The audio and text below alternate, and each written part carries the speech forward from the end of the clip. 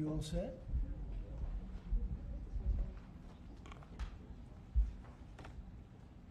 How are you? Thank you very much for being with us. It's a good time for this country, whether you have the hottest country anywhere in the world. I think you're hearing it from a lot of people, not just from me. We're doing very well in so many ways. And the gentleman on my right, we recruited him. We tried to get the best person. We got a man that you'll hear in a second has done an amazing job with respect to Social Security. He's running it, and he's running it like nobody ever even dreamt possible. And it's the 90th anniversary right now of Social Security.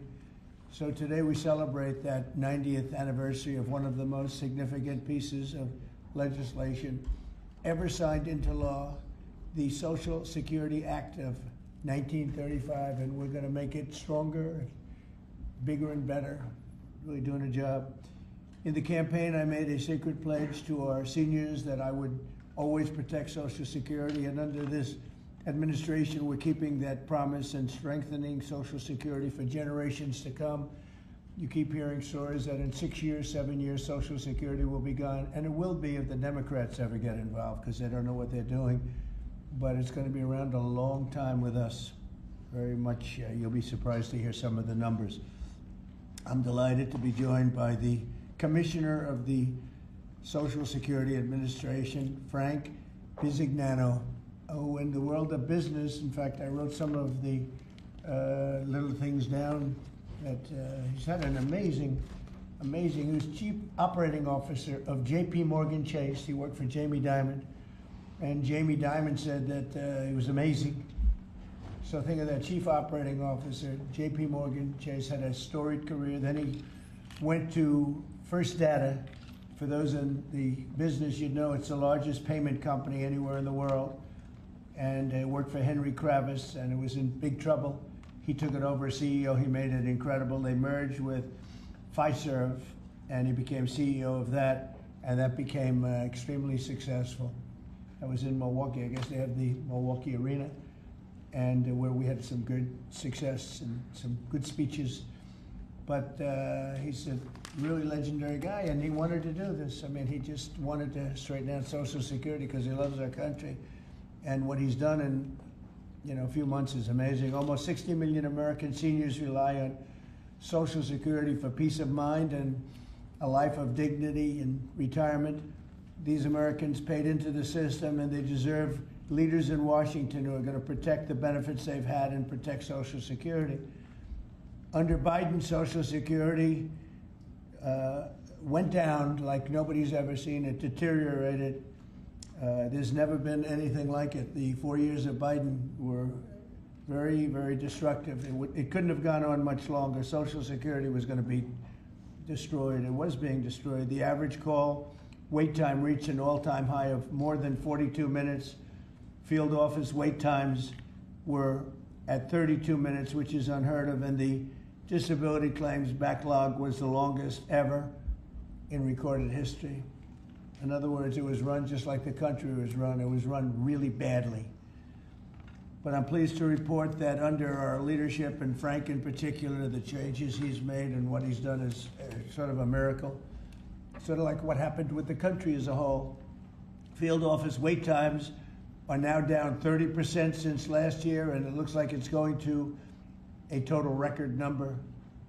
And the record was set in a long time ago when the world was a lot different place. We're gonna beat that record. Call wait times are down 73% while serving twice as many customers per day.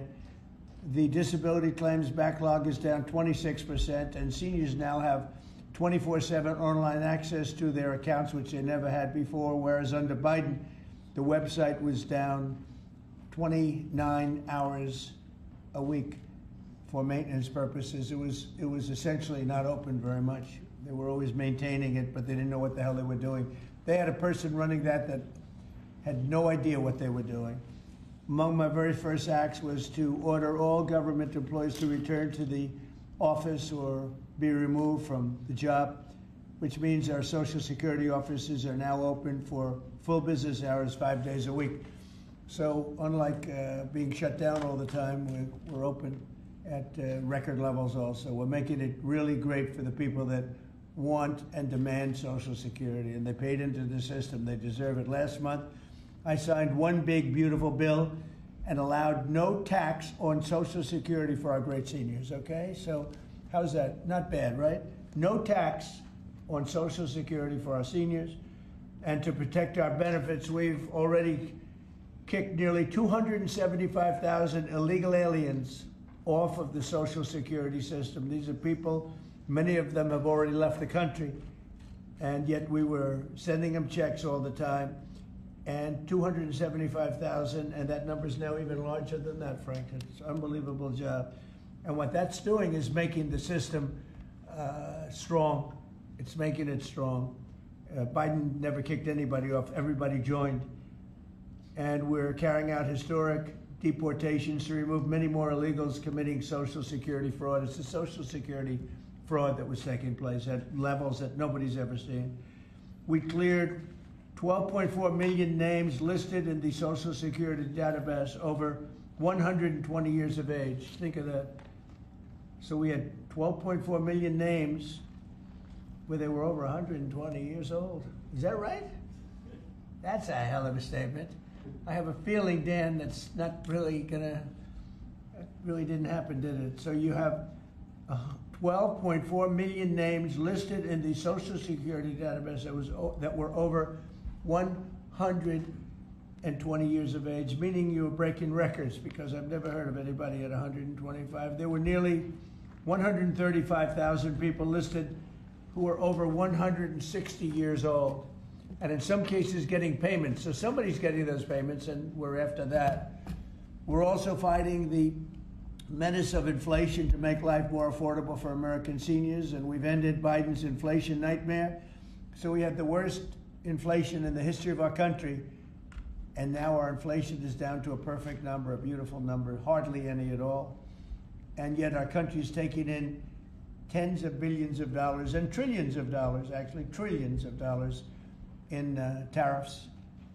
You know all about it. It's been amazing. They say, why are we taking in so much money? Last week they found $29 billion and they couldn't figure out where it came from. I said, check the tariff shelf. And they said, how did you know that's where it came from?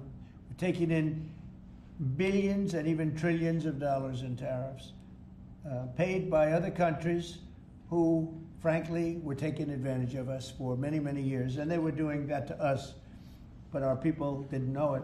We didn't have smart business people.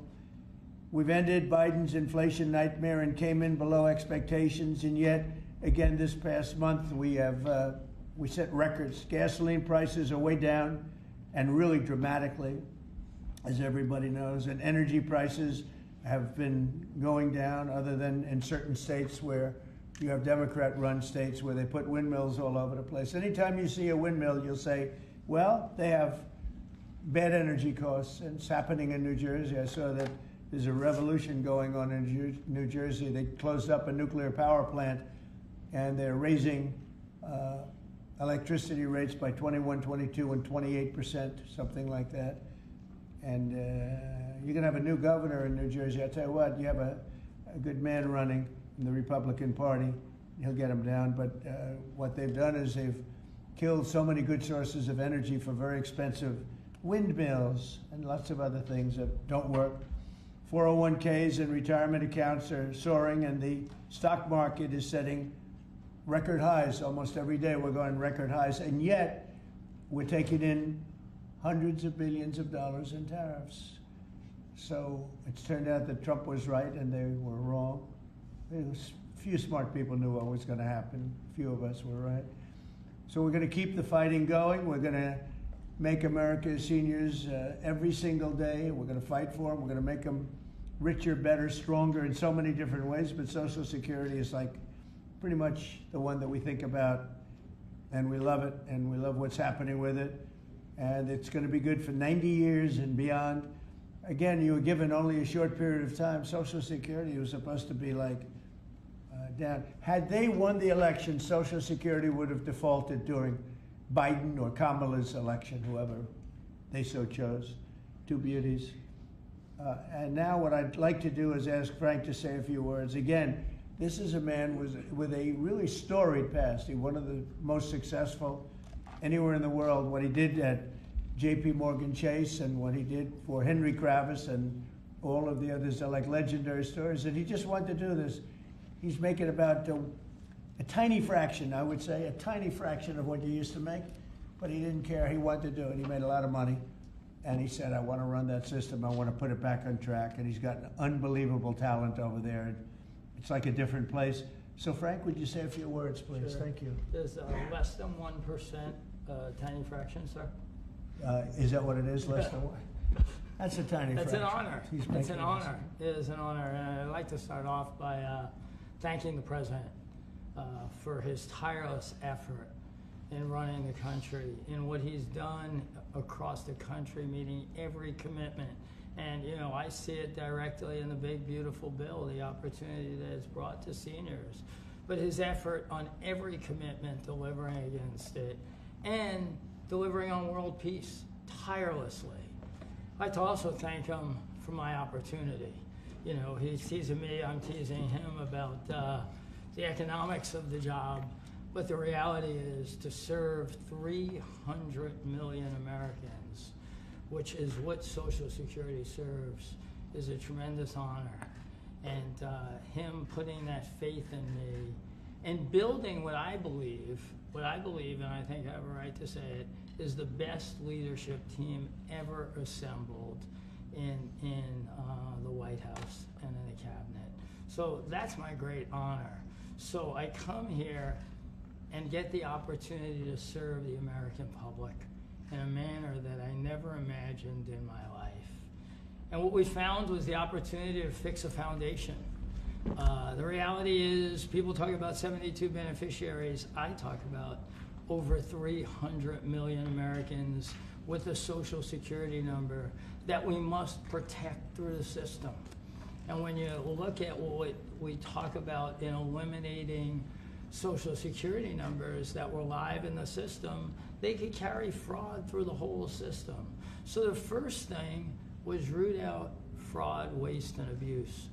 But while doing it, the best way to be more efficient is provide more accurate payments and better service. And you heard the numbers. I think the most staggering number is that we had a website that was down 29 hours.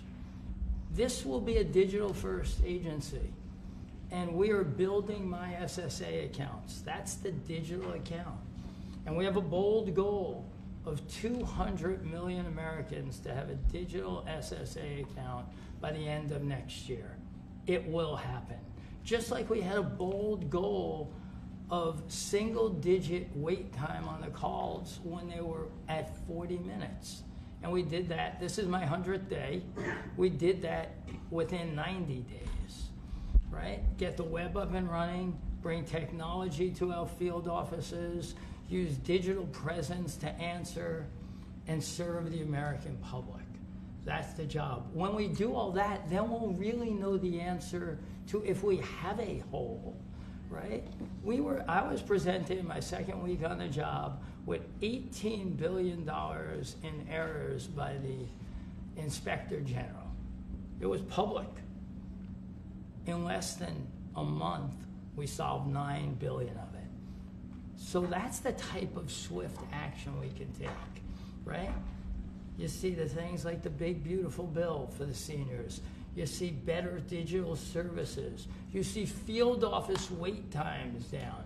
If you make an appointment to have a field office visit, it now happens in 6 minutes.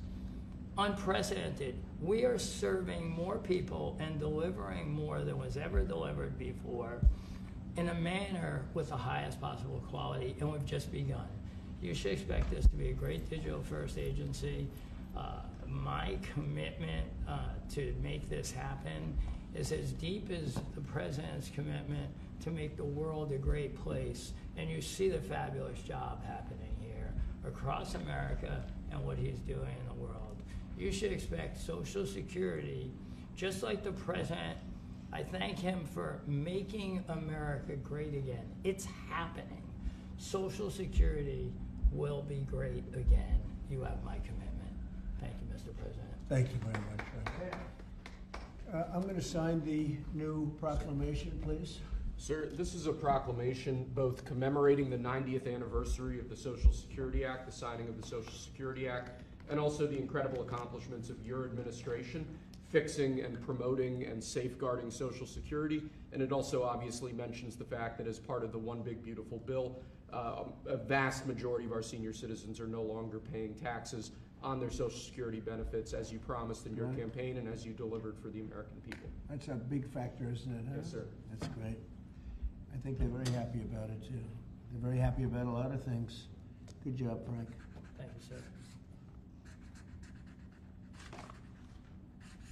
And Frank has brought with him some of the most talented people in business, and they were making a lot of money, but they made a lot of money. They had money they didn't have to make anymore, and they just want to do this. They want to have our country become strong and good, and that's what's happening. And we're doing that in a lot of locations, a lot of areas. You deal with some of the people that are commissioners, that are secretaries of state, secretaries of treasury and of commerce, people that were really, really successful people, and they gave all that up to make a very small amount of money.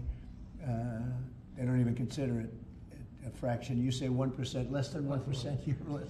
That's pretty good. That's a big pay cut.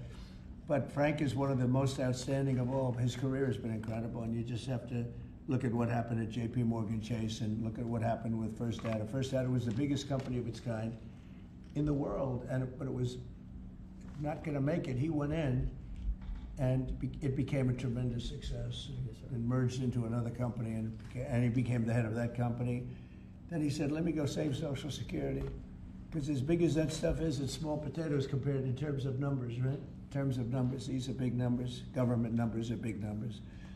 So I want to thank everybody for being here, but I'm really proud of you, Frank. And here's your proclamation, and let's take a look at what that looks like. Signed by the human hand.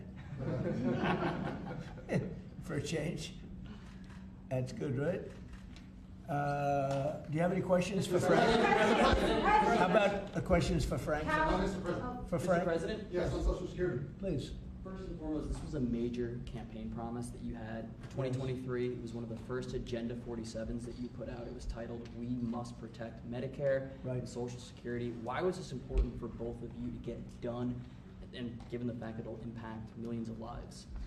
Well, it was very important to me because I knew how Social Security, I've been hearing about it for years, long before I came to office, that it was really going to die very shortly, and I had to put somebody outstanding in. And we were talking. I was talking to him on a business sense once, and I said, "This guy's amazing." And he said, "I'd love to help you with Social Security because it's sort of what he does. You know, he takes troubled entities and turns them around, and he did some of the biggest messes in the world, and Social Security in a certain way, I guess, you know, you reported it all the time. In 4 or 5 years, it's going to go bust, but not anymore, it's not. And he's got it turned around so well. The proclamation helps. All of the things we've done help. And he's finding such tremendous fraud where we have illegal aliens. We have people that don't even exist on Social Security now. They don't exist. And what it does, it makes it totally secure and powerful for the people that are on it and need it. And we're very proud of the job he's done, one of the best. Kara Castro from Lindell TV. How are you today, sir? Democrats like Bernie Sanders and Elizabeth Warren continue to peddle the lie and the claim that you're trying to cut Social Security, despite your repeated promises to protect it. Why do you think they keep pushing this misinformation and literally terrorizing the elderly in America that sadly keep watching the very misleading mainstream media? I love your question. I should have called you almost first, but I love his questions also, always. But it's such a good question. It's so vicious what they do. Elizabeth Warren said she was an Indian. We call her Pocahontas. She's a liar. She lied her whole career. Based on the fact that she was an Indian, she was able to get into certain colleges, get certain jobs, get into certain universities to work there. She's a liar and a mean person. She's a nut job. I watched her the other night. She's all hopped up endorsing a communist in New York City. And she was all excited and jumping up and down. She's got to take a drug test. She really does. She's got to take a drug test. There's no way somebody can act that way and be normal. What she's done to our financial institutions, he destroys people. Do you know that you had a lot of great banks in the Midwest and banks that loaned to farmers and others, and they went out of business? She put them out of business. Stone cold mean. Banks that were open 150 years, family banks that supplied the farmers and manufacturers and others, and she put them out of business. She's a mean, horrible human being. Bernie Sanders is Bernie Sanders. I don't mind him so much. He's just a liberal guy, very liberal guy. He's a wacky guy. He's still sharp. I got to tell you, you know, he's 86 or 87 or something. He's still sharp. You compare that to Joe Biden, it's, you know, sort of what happened. So I don't mind Bernie Sanders. With him, you know what you're getting. You're getting a guy, he's a nasty guy, but he's somebody that, I don't know if I call it a fastball, but he's able to throw the ball pretty well. He's okay. I watched him the other day. He was totally on the opposite side of things. I will say this, the biggest issue right now, and an issue that's really taken hold, is crime, stopping crime in the cities, and the Democrats are fighting the stopping of crime. So I think that's like men playing in women's sports is okay, or transgender for everybody, okay. But this is a bigger issue. This is the biggest of all issues. Crime is rampant in D.C. It's rampant in our generally blue-run cities, and they've got to do something about it, or they're never going to win another election. And instead of calling me a dictator, they like to say Trump's a dictator. Trump's a dictator. Well, I had calls from many, many friends, including Democrats. I have a lot of Democrat friends, but they're normal people. And they were thanking me so much for what I'm doing in D.C. They feel so safe already. And you know, at the border, we had 0 people come in, and this is done by a liberal group. They're the people that do it. I have nothing to do with it. 0 people in 3 months. We had 0, 0, and 0 for 3 months. And last year we had millions of people pouring in from all countries, from jails, from drug addicts, gang members, drug dealers by the thousands and thousands. 11,888 murderers, half of whom committed more than one murder. They flowed into our country, and for the last 3 months we had none. And I didn't remember when Joe Biden used to always go, I need legislation. I had no legislation. I just said we're closing the borders, and the whole world understood it because they respect your country again. They really respect this country again. They didn't respect it. When he said it, it didn't mean anything. But now they know it meant a lot. And Mexico does what we tell them to do, and Canada does what we tell them to do, because we have the 2 borders. We have the northern border, the southern border, and they were both horrible. But now it's some people say it's a miracle. Well, what Frank has done with Social Security also is something very special. But what we're doing with crime, which will be your next question, I guess, that's because everyone's they're afraid. Half of the people here, maybe all of the people here, most of you live in D.C., you are petrified to go out. And you're liberal, and if you're liberal, you're going to have to change. You're Democrats, you're going to have to change your ways. So we will have crime under control very shortly in D.C., but they're record numbers. And sadly, what I guess the mayor did, but whoever it was, they asked the numbers to be fudged so that it would show less crime than the fact. The fact is, it's worse than it's ever been, and we will have it just like we did at the border, where the borders are totally in great shape right now, the best ever, record-setting shape. We'll have the crime situation solved in D.C. very soon. And we're also going to beautify the city. We have a beautiful city, but you can't have graffiti, and you can't have roads with potholes, and you can't have the medians, the dividers in the roads falling down on the street. We're going to be beautifying the city, making it really beautiful. We're going to be getting the criminals the hell out of here. We don't want the criminals in Washington, D.C. Mr. President, one on your Putin meeting and then one on D.C. crime. Are you prepared to offer Vladimir Putin access to rare minerals to incentivize him to end the war? We're going to see what happens with our meeting. We have a big meeting. It's going to be, I think, very important for Russia, and it's going to be very important for us, and important for us only that we're going to save a lot of lives. Look, we have, we're not paying any money, as you know, to Ukraine. We're supplying equipment. We're being paid 100% plus for that equipment. by NATO. And I got NATO up from 2% to 5% of GDP. They now have billions of dollars. NATO is a very rich group of countries, and we make the best military equipment anywhere in the world by far, and they're buying our equipment, and they're paying 100% for the equipment, 100%. In fact, they owe us about $2 billion now. They're going to send a check. Another one was sent recently for $1 billion. So we're not spending any money anymore. Biden gave them $350 billion, got nothing for it. And if you look, and by the way, we also signed a rare earth deal where we get, years of rare earth to get our money back, the money we spent.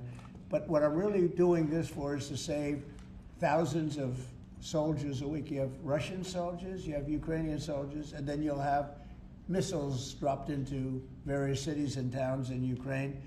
And they're losing last week they lost 7,251 people, mostly soldiers, Russian and Ukrainian soldiers. I'm doing it for that reason. We have a meeting with President Putin tomorrow. I think it's going to be a good meeting, but the more important meeting will be the second meeting that we're having. We're going to have a meeting with President Putin, President Zelensky, myself, and maybe we'll bring some of the European leaders along, maybe not. I don't know that it's going to be very important. We're going to see what happens. And I think President Putin will make peace. I think President Zelensky will make peace. We'll see if they can get along. And if they can, it'll be great. I've solved 6 wars in the last 6 months, a little more than 6 months now, and I'm very proud of it. I thought the easiest one would be this one. It's actually the most difficult. We had one war raging, as you know, for 37 years. One in the Congo with Rwanda was raging for 31 years. We solved 6 of them, made peace, not just solved them, we made peace. If you look at Pakistan and India, planes were being knocked out of the air. 6 or 7 planes came down. They were ready to go. Maybe nuclear, we solved that. I thought this would be maybe an easier one. It never made sense, this war. It would have never happened when I was president. If I were president, this war would have never happened. But millions of people have been killed. And I'm there for one reason, to see if I can solve. This was Biden's war. This isn't my war. I want to see if I can stop the killing. Yeah. The rare earths, do you plan to offer him access to that at all? We have great rare earth. We made that as payment for all of the money that we've spent so foolishly in Ukraine. We spent $350 billion. Now Europe spent $1 billion. That's a lot of money. They spent $100 billion. That's a lot of money, but we shouldn't be spending a lot more money than them, and they understand that. And I think that's maybe why we're not spending money anymore. We're not spending any money. They're paying us for everything. So people are shocked when they hear it. They don't even understand. They don't even write about it. But we're not spending money, but we are spending a lot of time trying to get the war solved. If we can get the war solved, we'll be very happy. As far as rare earth, that's very unimportant relative to, I'm trying to save lives. And on DC crime, sir, on DC crime. Do you have a message for the Democrat lawmakers like Nancy Pelosi or media who are saying, after living here for many years, that there is no crime and you're trying to start a new news cycle? It's another reason why the Democrats lost the election in a landslide. They lie. It's just lie. Look, the crime is very bad. I think they'd be much better off saying, we want to help President Trump with the crime because it's an epidemic. It's a tragic situation. It's the worst it's ever been. And we want to help President Trump with the crime, as opposed to, he's a dictator. He's a dictator. People are so happy to see our military going into D.C. and getting these thugs out. As you know, we arrested a lot of people yesterday. We arrested a lot of people today. We're getting people that have arrest records that you wouldn't believe. 28 arrests, 15 arrests, brutal, brutal people. And we're going to have to do something about this cashless bail, because people shoot somebody, they kill somebody, and they're out on the street in less than an hour. Now, that's when it's all started in New York, in Chicago, Los Angeles. You take a look. If we didn't go to Los Angeles to help this incompetent governor and a mayor that doesn't know what the hell she's doing, if we didn't go to Los Angeles, you wouldn't have a big part of it burned down. The other part of it would have burned down too. You would have not had, I don't think you would have been able to have the Olympics. We have the Olympics. I have a lot at stake with that because I'm the one that got the Olympics. I got it in my first term. And I was saddened because I got it for what would be my third term, okay, which turned out to be second term. And the Olympics, it's a great honor, but I felt badly because I said I won't be president when the Olympics came. Well, through circumstance, I am president. I want to make sure the Olympics is great, the World Cup is great, and the 250, maybe the most important of all, is the 250-year celebration is great.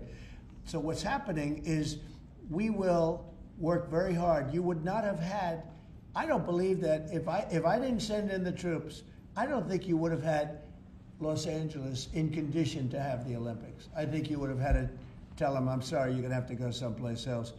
And if you look at the police commissioner or the sheriff, he said, we really needed them. Thank God they were here. We really needed them. That was the first 2 or 3 days. After we solved their problems, then he said, well, I think we could have maybe done it. No, he was told what to say.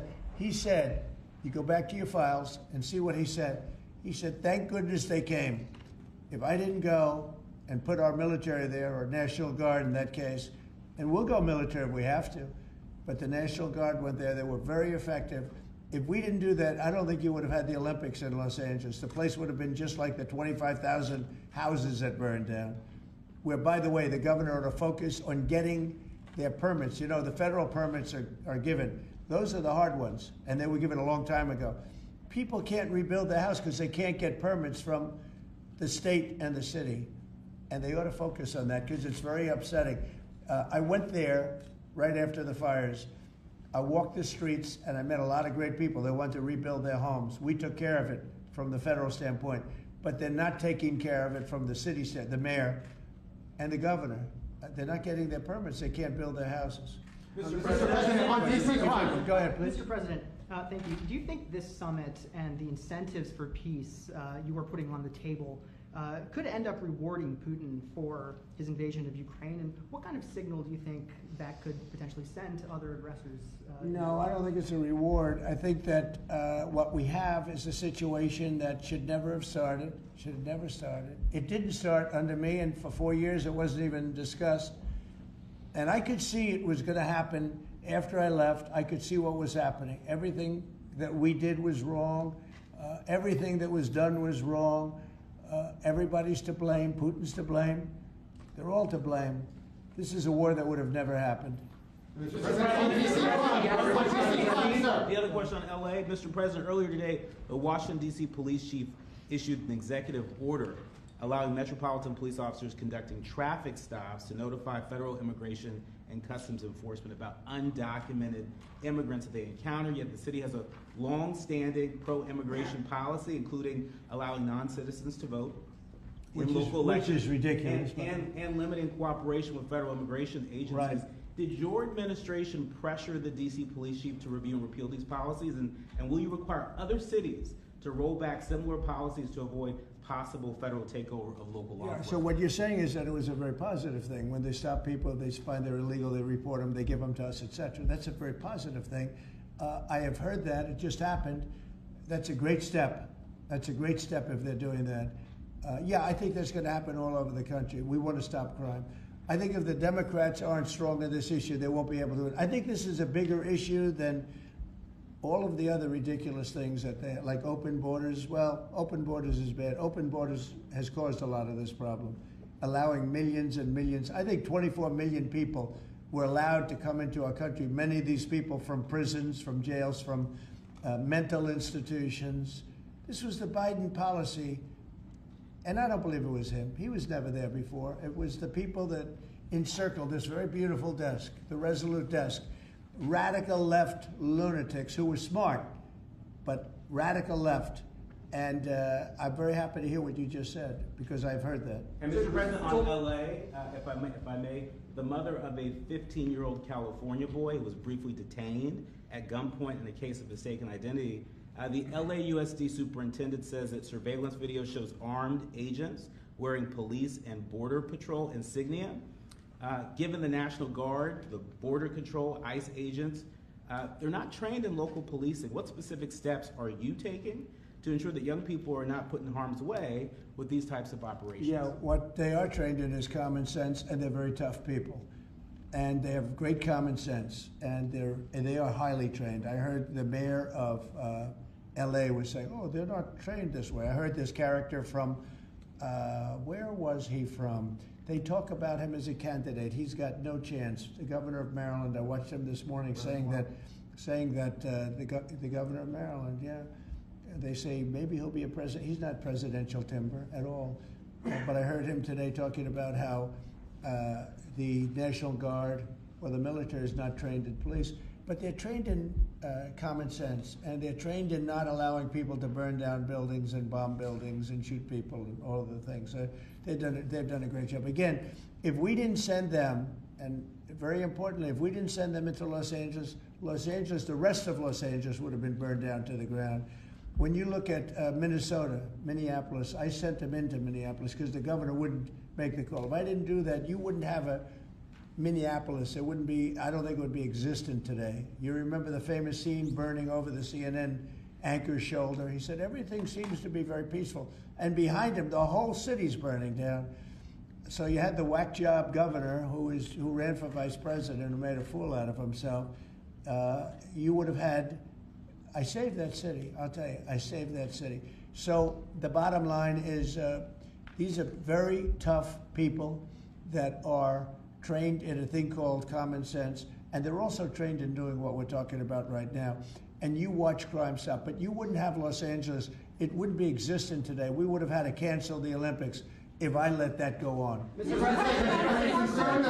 President, will you pressure Israel to allow journalists into Gaza to cover the humanitarian efforts the U.S. is pursuing? And I'd like to see that happen, sure. Would you pressure? I would like to see it happen. I would be very fine with journalists going in. It's a very dangerous position to be in, as you know, if you're a journalist, but I would like to see it.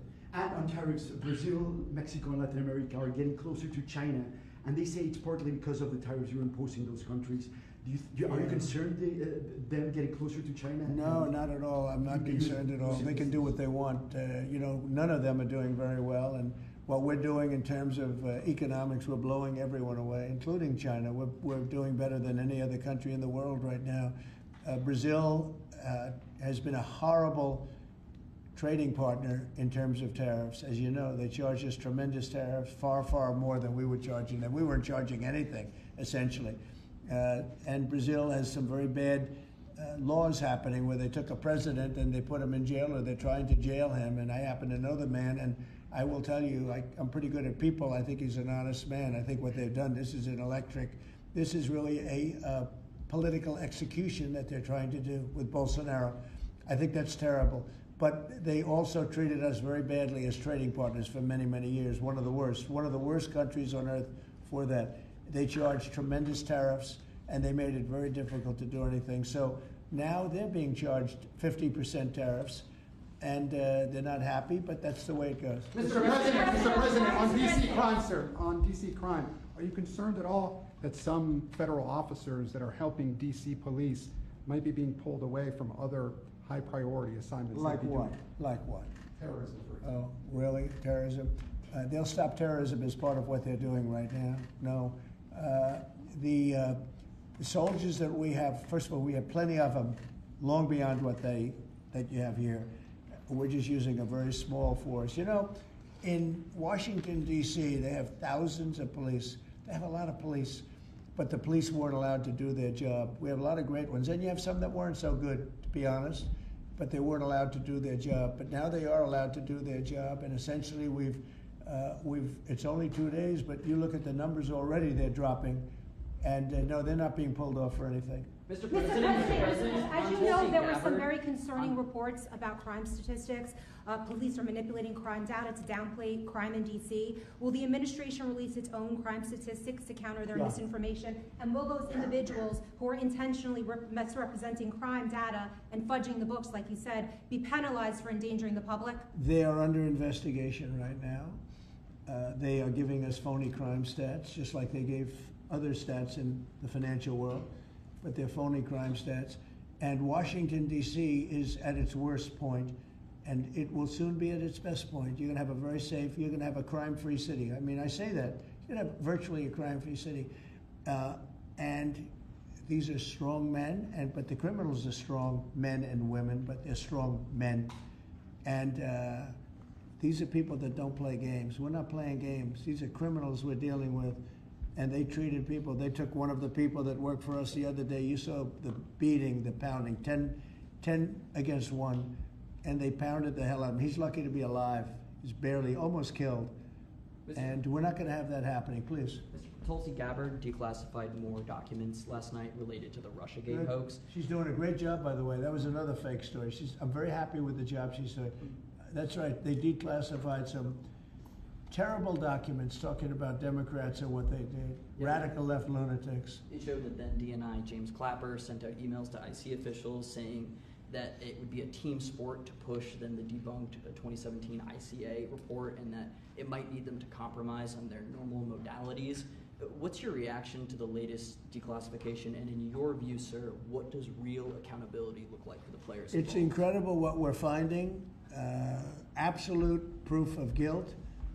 And we'll see what happens. But Clapper and Comey and that whole group of criminals, they're criminals. And they made it very tough. You know, they did the fake Russia witch hunt that lasted for 2 years. And I got totally exonerated. There was no doubt about it. They should have done it in 1 day, not 2 years. But it was a whole scheme to try and demean Trump so that I couldn't win an election. And that is a criminal group of people. They're sick people, and they're criminals, and they should be taken care of. Mr. President. Does Putin have a strong hand tomorrow? Well, he came to our country, and I heard CNN fake news talking about that was a big win for him. Normally, you would say the opposite, but they said, oh, it's a big win that he came here. Normally, we would say the opposite, he came here. I think that President Putin would like to see a deal. I think if I weren't president, he would take over all of Ukraine. It's a war that should have never happened. If I weren't president, in my opinion, he would much rather take over all of Ukraine. But I am president, and he's not going to mess around with me. Mr. President, on Russia, Mr. President, would you support or agree to reducing NATO troops in Europe, in countries like Poland, in order to get Russia to agree to a peace deal? That hasn't been put before me, and I'll think about that for later, but it has not been put before me. Go ahead. Is anything less than an unconditional and immediate ceasefire a victory for the U.S.? Tomorrow? Yes. Well, tomorrow we'll see. I say, I don't know where that comes from. It's sort of not a good question. I would say that tomorrow all I want to do is set the table for the next meeting, which should happen shortly. I'd like to see it happen very quickly, very shortly after this meeting. I'd like to see it actually happen maybe in Alaska where we just stay because it's so much easier. But I think that it's going to be very interesting. We're going to find out where everybody stands, and I'll know within the first 2 minutes, 3 minutes, 4 minutes, or 5 minutes, like we tend to find out whether or not we're going to have a good meeting or a bad meeting. And if it's a bad meeting, it'll end very quickly. And if it's a good meeting, we're going to end up getting peace in the pretty near future. Okay? How about one more? Thank you, Mr. President. On the Smithsonian, I know that your administration is seeking to weed out a lot of this left-wing spin that's in the museums, but we're seeing from people like Brian Stelter or other commentators that they're insinuating that you are trying to change history according to your narrative. What's your response to that, and is there anything you particularly like to do? Well, we want the museums to treat our country fairly. We want the museums to talk about the history of our country in a fair manner, not in a woke manner or in a racist manner, which is what many of them, not all of them, but many of them are doing. Our museums have an obligation to represent what happened in our country over the years, good and bad, but what happened over the years in an accurate way.